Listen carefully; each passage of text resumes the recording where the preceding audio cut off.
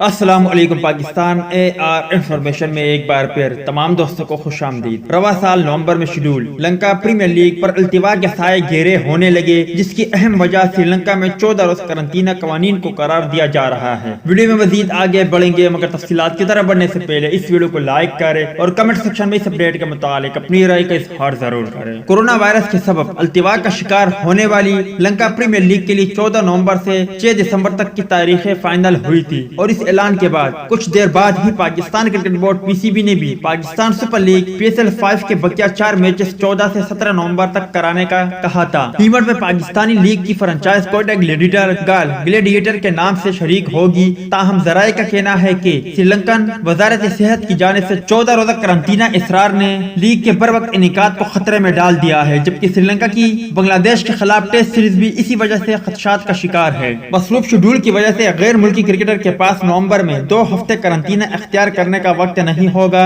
شاہد خان آفریدی بھی PSL میں ملتان سلطان کی نمائندگی میں مصروف ہوں گے۔ اگر وہ تاخیر سے آئے تو 14 روز قرنطینہ کی وجہ سے کئی میچز نہیں کھیل پائیں گے، اس لیے تاریخیں ایک بار پھر آگے بڑھائی جا سکتی ہے۔ یاد رہے کہ ایونٹ کے ڈرافٹ ویڈیو لنک پر 1 اکتوبر کو ہوگی۔ تو دوست، یہ تھی لنکا پریمیئر لیگ کے حوالے سے کچھ اپڈیٹ۔ ویڈیو اچھی لگی ہو تو لائک کریں، بری لگی ہو تو ڈس لائک کریں۔ ملتے ہیں کسی نیکسٹ ویڈیو میں، تب تک کے لیے اجازت دیجیے۔ اللہ حافظ۔